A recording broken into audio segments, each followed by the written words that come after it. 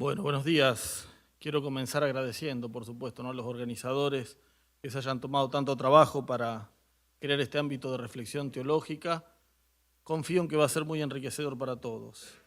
Según se me ha pedido, voy a ofrecer una breve reflexión sobre algunas cuestiones relativas al desafío pastoral que nos presenta el fenómeno de la movilidad humana, especialmente en estos tiempos en que como Iglesia queremos recorrer caminos de conversión sinodal.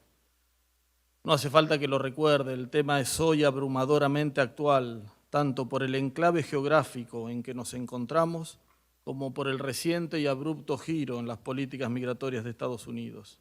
Sin embargo, en nuestros diálogos vamos a intentar levantar la mirada por sobre la coyuntura actual y pensar este desafío en un contexto más amplio. Sabemos que el problema de la migración forzada es una gran crisis humanitaria y no se reduce solo a lo que pasa alrededor de la frontera de Estados Unidos.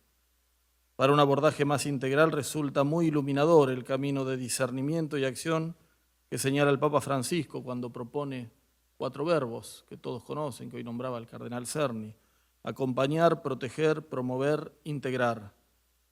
En mi caso, tengo que decir que lo que puedo llegar a aportar tiene como trasfondo la vida compartida en los barrios humildes de ciudades argentinas, que están marcados por la migración interna desde las provincias más pobres y la presencia de hermanos de la patria grande, especialmente Bolivia y Paraguay, que siguen llegando a la Argentina con sus mochilas llenas de sueños.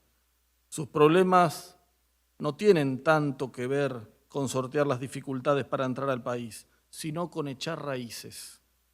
Pastoralmente, es un enorme desafío acompañar el proceso de recreación de símbolos que les permitan forjar una nueva identidad y las transformaciones sociales que eso implica. Para ello es clave reconocer las riquezas que traen con sus culturas. En esa línea va a ir mi aporte. Podemos decir que si bien los 4 verbos de Francisco pueden aplicarse en todo el proceso migratorio, tal vez los que más identifiquen lo que voy a presentar no sean tanto los primeros y más urgentes, acoger y proteger, sino los 2 últimos, promover e integrar. Por otra parte, la Iglesia está viviendo un proceso de conversión en clave sinodal, marcado por la escucha de lo que el Espíritu Santo nos dice en la vida del pueblo de Dios. Como afirma el documento final de la Asamblea, cito: el proceso sinodal ha renovado la conciencia de que la escucha es un componente esencial de todos los aspectos de la vida de la Iglesia. Fin de la cita. El discernimiento eclesial necesita nutrirse de la escucha del sensus fidei, comunicado por el Espíritu Santo a todos los bautizados. En ese proceso de escucha es de suma importancia prestar atención a lo que tienen que decir los que viven en los márgenes de la sociedad.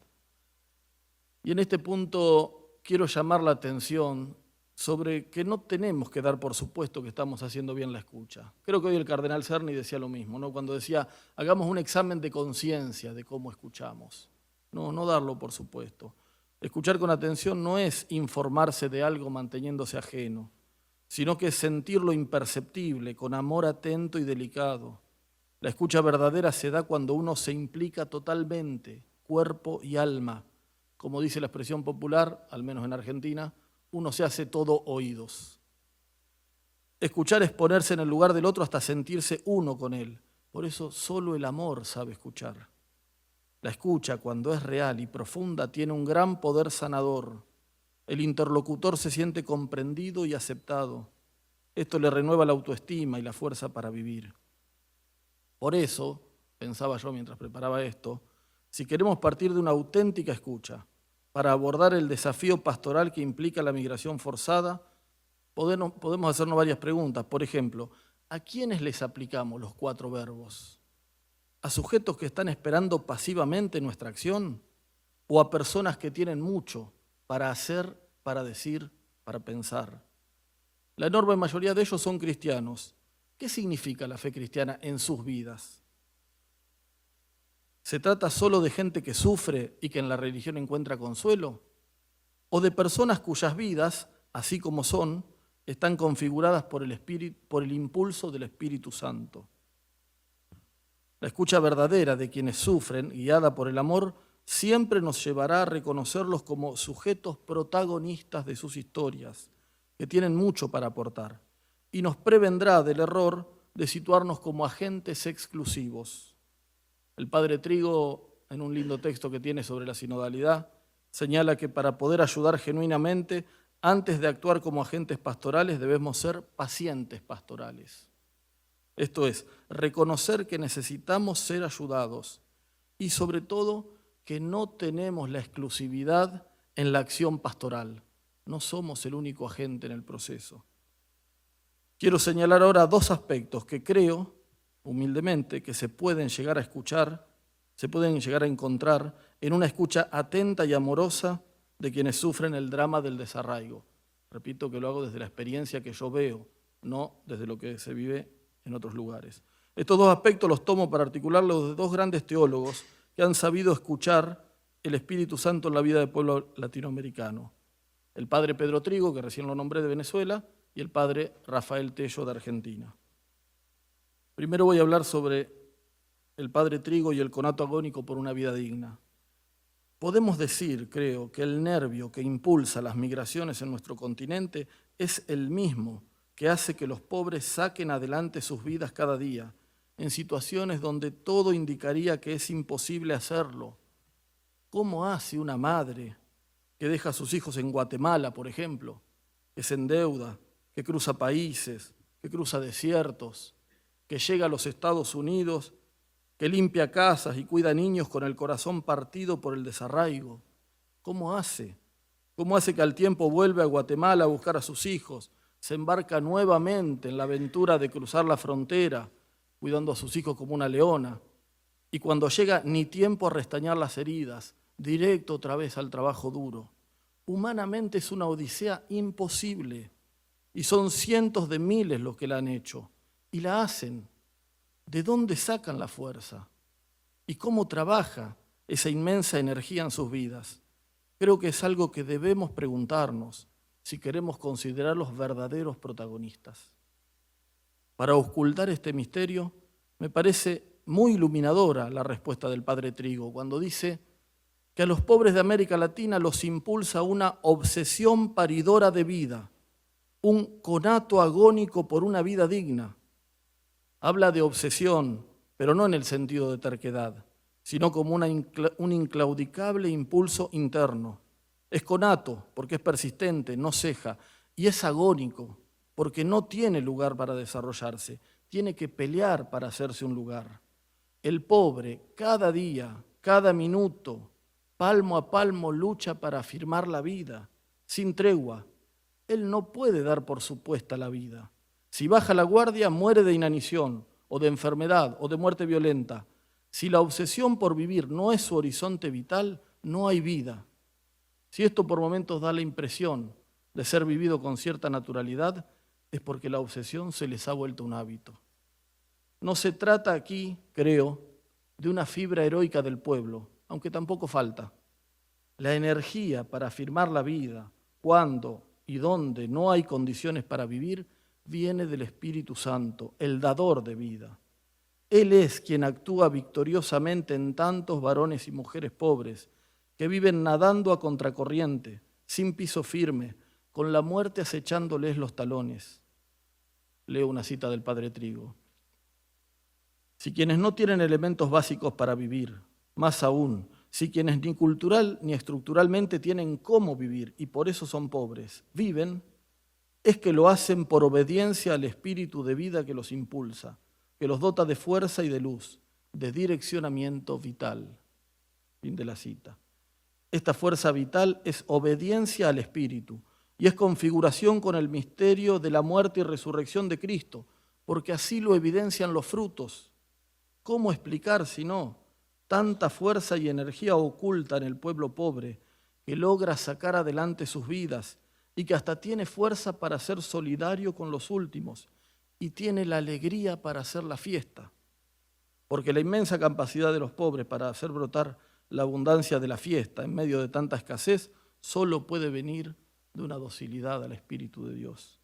Esto no niega la presencia del pecado en sus vidas, no se trata de una visión romántica, para nada. Todos estamos hechos de barro. Además, la permanente escasez de los recursos básicos para vivir hace casi inevitable los conflictos, ¿no? Sabemos, la estrechez de habitación propicia la promiscuidad, la frustración puede llevar al machismo, al maltrato, a heridas como el alcoholismo, la drogadicción. Miles de dolorosos ejemplos podrían darse. Todo conspira para la inestabilidad. Sin embargo, aún en tantas vidas rotas, no es raro encontrar reservas de inocencias. Para muchos de ellos, a pesar de sus heridas, la dignidad y el respeto no son palabras vacías. Hay un anhelo de vida digna que no los ha abandonado. En síntesis, para el pobre la fe no tiene tanto que ver con verdades abstractas, sino con la vida concreta. Es la que da fuerzas para sacar adelante la vida. Contemplando esto que podemos decir que es una apropiación de la gracia de la fe por parte del pueblo pobre, el padre Trigo afirma con entusiasmo que esta fuerza del Espíritu que los impulsa a vivir es la presencia de Dios más masiva, más eficaz y más obedecida en América Latina. El que así sea es el mejor evangelio que Dios nos puede dar. Repito la afirmación porque creo que condensa con mucha fuerza lo que quiere decir. Esta fuerza del Espíritu Santo que los impulsa a vivir es la presencia de Dios más masiva, más eficaz y más obedecida en toda América Latina. Yo creo que algo de esto hay en el fondo de la frase que usó Romero en su discurso a Lovaina. Conocerán que lo terminó diciendo: la gloria de Dios es que el pobre viva. Quiero señalar ahora otra de las riquezas que creo que se pueden, desde una escucha atenta a los migrantes, podemos encontrar en sus mochilas. Es lo que plantea el padre Rafael Tello en Argentina sobre la existencia en América Latina de un cristianismo con rasgos propios, que sigue muy vivo entre los pobres. Lo fundamenta Tello a partir del principio teológico, que también asume Francisco en Evangelii Gaudium, de que la gracia supone la naturaleza, por tanto, la gracia supone también la cultura, ya que las personas concretas viven siempre situadas en culturas. El cristianismo es uno y el mismo, en cuanto que es acción del Espíritu Santo derramado en nuestros corazones. Pero, en cuanto es respuesta de la persona concreta a la gracia recibida, en cuanto es vida cristiana, va a estar siempre expresado por los elementos culturales que la persona tenga en su vida. La respuesta a Dios se da a través de la vivencia de las virtudes teologales, que son tal por ser infundidas por Dios y porque nos capacitan para alcanzarlo. Ellas son una gracia, la fe, la esperanza, el amor, pero su ejercicio es un acto libre que como tal está marcado por la cultura. Por eso la Iglesia no puede parecerse a esas empresas que trabajan con franquicias y abren sucursales iguales en todo el mundo. La Iglesia no puede ser un McDonald's. El cristianismo debe seguir la lógica de la encarnación e inculturarse en cada pueblo, de manera que éste configure un modo propio de ser cristiano, que responda a su forma de entender la vida, a su propia idiosincrasia. Esta diversificación del cristianismo por la cultura es algo que se dio siempre en la historia y que se verificó especialmente en América Latina. Aquí la semilla del Evangelio brotó con los rasgos propios de la tierra en que fue sembrada. El cristianismo encontró un nuevo rostro. Es lo que Tello llama cristianismo popular latinoamericano. Él parte de una lectura teológica de la primera evangelización y de la contemplación del pueblo pobre actual, y desde ahí va delineando algunos rasgos de este modo de ser cristiano. Voy a intentar apenas señalar tres muy sucintamente, sabiendo que tendrá la precariedad de lo esquemático, pero bueno, con la esperanza de que si a alguno le interesa pueda adentrarse luego en la obra del padre Tello, por cierto, fascinante. Primero, el cristianismo popular se fue formando lentamente en un proceso histórico-cultural en el cual los indios tomaron la fe del conquistador, pero en lugar de expresarla según la cultura europea, encontraron un modo propio de hacer la vida. Un rasgo muy notorio de este cristianismo, que tiene que ver con el punto anterior sobre el conato agónico, es que la fe es para esta vida. No es que nieguen la necesidad de una salvación eterna, sino que viven en la certeza de que Dios tiene que ver con todo lo que pasa en esta vida. Todo lo que viven tiene que ver con Dios. En este sentido, Tello afirma que para el pobre la fe es lo que le da el sentido a esta vida y de algún modo la estructura. Esto tiene sus raíces históricas en el modo misionero con que se trajo la fe a América. La iglesia acá, esto no lo tenemos muchas veces muy en cuenta, a mí me parece muy importante para entenderlo, que la iglesia acá no desarrolló su actividad misionera, tal vez como haríamos hoy, con el método de una plantatio ecclesiae, esto es, fundando comunidades eclesiales. No, la iglesia acá, por la institución del patronato, estaba al servicio de la corona, y a la corona le interesaba primeramente formar pueblos, y que estos pueblos fueran cristianos. Por eso hizo que la fe cristiana no haya sido enseñada aquí para ser vivida primeramente en el ámbito acotado de una comunidad eclesial, sino que aquí fue enseñada para ser vivida en el ámbito amplio de la comunidad del pueblo. Por eso yo creo que hasta el día de hoy vemos que la idea de que un cristiano, para ser auténtico, debe comprometerse en una parroquia es totalmente ajena al cristianismo popular. Creo que es por motivos históricos eso que vemos hoy. Otra característica que quiero señalar muy brevemente es el alto valor que el cristianismo popular le da al bautismo. Y esto tiene también su raíz histórica. La conquista rompió el universo simbólico del indio y lo sometió a un nuevo orden social. En esta situación de crisis existencial, el bautismo les daba un lugar en el mundo. El último, pero un lugar. El bautismo lo reconocía como persona, como hijo de Dios. Reconocimiento que, como señala Octavio Paz, no tuvieron los indígenas de las colonias inglesas. El pueblo pobre y dominado buscó y busca el bautismo como un reconocimiento de su dignidad de hijos de Dios, lo que habla de una radical igualdad entre todos, y es semilla de liberación. Tello afirma que hasta el día de hoy el pueblo pobre de América Latina vive el bautismo como lo que lo hace verdaderamente humano, lo que lo completa de algún modo. De aquí viene esa antigua expresión popular, que en algunos lugares todavía se mantiene, de decir que el chico sin bautizar es un animalito. ¿La habrán escuchado alguna vez? En algunos lugares todavía se mantiene. El bautizado es plenamente humano porque queda unido a Cristo, participa de su suerte. Leo una cita de Tello. El bautizado se identifica con Cristo principalmente en sus dolores, corrientes en el pobre, en quien de una manera misteriosa se completa la pasión de Cristo. Fin de la cita. La cruz de Cristo es el prisma por el cual miran sus vidas cruciformes. El conocimiento de Cristo, Dios que muere en la cruz, es el más fuerte y conmovedor hecho para el alma del hombre del pueblo. Además, le otorga una aceptación de su vida pobre y sufrida como una vida buena y llena de sentido para él y los demás hombres.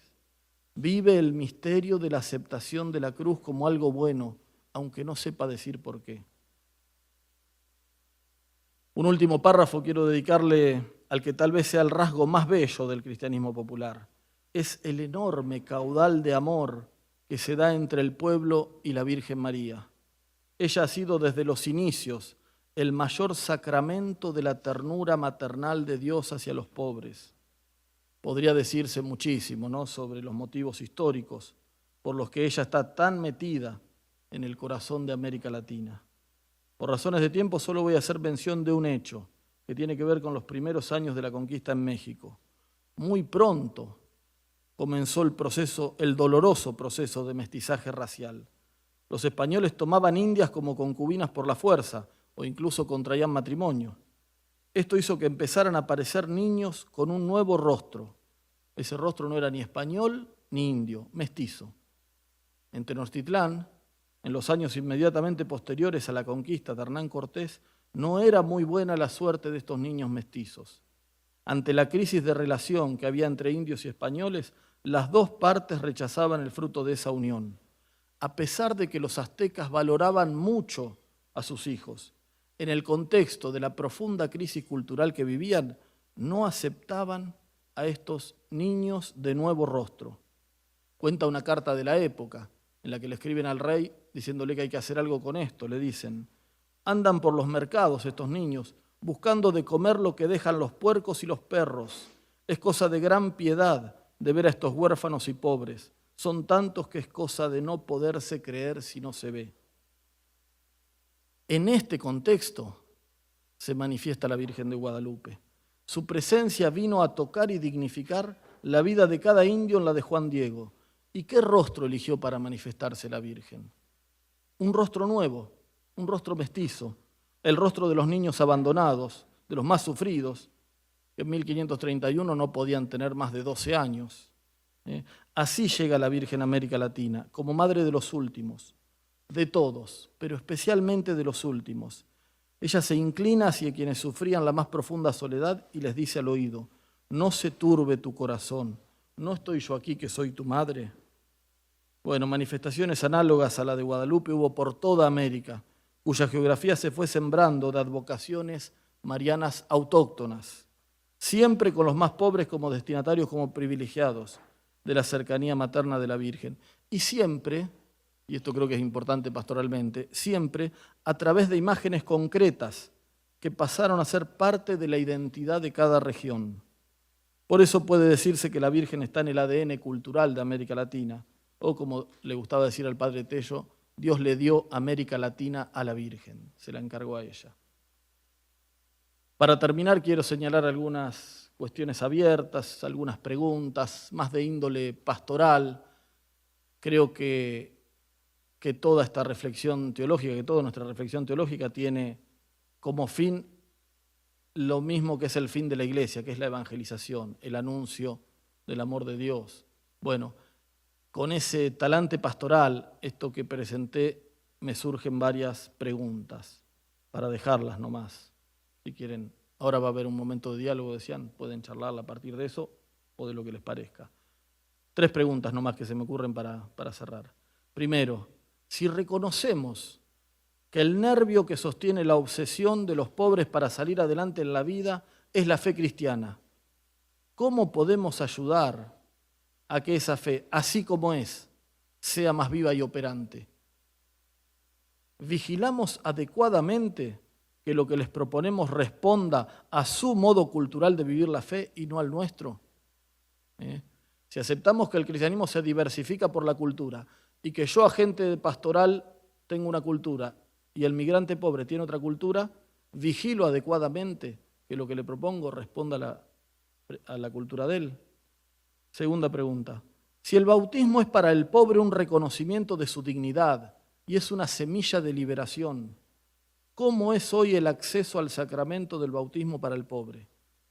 ¿Los criterios para otorgarlo tienen que ver con su modo de ser cristianos o con nuestras necesidades institucionales? Una tercera y última pregunta. Si la Virgen es consuelo y fortaleza para el pobre y se hace presente en sus vidas, sobre todo a través de imágenes ligadas a las historias de sus pueblos, podemos preguntarnos varias cosas acá. Yo digo, primero, ¿superamos los prejuicios iconoclastas propios de algunos ambientes ilustrados? ¿Percibimos el caudal de vida teologal que subyace en el encuentro del pueblo con las imágenes de la Virgen, sobre todo en sus fiestas? ¿Entendemos sus fiestas? Muchas preguntas podemos hacernos. Miles podríamos hacernos sobre cómo reconocer y acompañar pastoralmente este cristianismo popular. Les agradezco la atención y seguimos el diálogo. Esta diferencia entre estos dos grupos o estos grupos diferentes, pero también cómo o qué puede entonces la Iglesia responder a grupos que también vienen con recursos económicos, pero que están también experimentando tremendos desafíos, incluyendo a excluidos socialmente. Muchas gracias. A ver, me parece que lo que puede articular las dos preguntas es la importancia que le da como categoría de análisis el Papa Francisco a la noción de cultura. Saben que es algo que en Argentina se ha estudiado bastante. La cultura entendida como forma de actitud ante la vida, como forma de entender la vida, y que siempre brota de un núcleo histórico concreto. ¿Qué quiero decir? Se forma en un proceso de formación histórico-cultural. En América Latina podemos decir, a grandes rasgos, que hay dos grandes culturas en pugna. Una que le podemos llamar la cultura popular latinoamericana, que se ha forjado en el proceso de dominación de la conquista, en el cual, al romperse el universo simbólico de los indios que estaban acá, luego los negros que fueron traídos, tuvieron que reconstruir su modo de ver la vida, se generó de algún modo una cultura que es una y diversa. En cuanto a las manifestaciones externas, es diversísima, es un mosaico riquísimo América Latina. Pero una cosa interesante que dice, por ejemplo, la teología de Tello, dice que de algún modo la unidad del dominador o la unidad del método de dominación generó una unidad de sentimiento de dignidad, de libertad. Tello va a decir así: el núcleo de la cultura popular latinoamericana es el anhelo de ser reconocido en su dignidad. Como que desde ahí parte todo. Bueno, eso, va a decir Puebla, por ejemplo, está de un modo más vivo y articulador en los sectores más pobres. Por eso muchas veces se dice el pueblo pobre como diciendo, bueno, los que concentran más ese anhelo de dignidad, de reconocimiento, de ser reconocido. Por eso yo insistía en la fuerza del bautismo. Me parece a mí que lo que se puede llegar a ver en las migraciones de Latinoamérica es gente que en lo externo tiene culturas diversas, pero en el corazón, en el núcleo ético-mítico, por usar una categoría que usaba Dussel, en el núcleo ético-mítico trae ese reconocimiento, ese anhelo de ser reconocido. Junto con eso hay otras culturas que brotan de otros núcleos histórico-culturales. Nosotros hoy acá nos estamos entendiendo con otro tipo de categorías. Podemos decirle cultura moderna, por poner alguna forma. Bueno, es otra actitud ante la vida, es otra actitud ante todas las cosas. Le decía recién yo a Leo el caso que él decía de esa curandera de México. Para nosotros, ilustrados, la enfermedad nos parece una cuestión biológica. Y yo calculo que a una persona de las montañas de México no se le ocurre que sea una cuestión biológica la enfermedad. Y tiene otro tipo de técnicas para abordarlo, otro tipo de cosas. Bueno, ¿qué quiero decir para redondear? Me parece a mí que en ese caso, que son migrantes, de otra forma, bueno, ver a qué cultura responden. Si responden a otro tipo de cultura, necesitan otro tipo de pastoral, necesitan otro tipo de formación.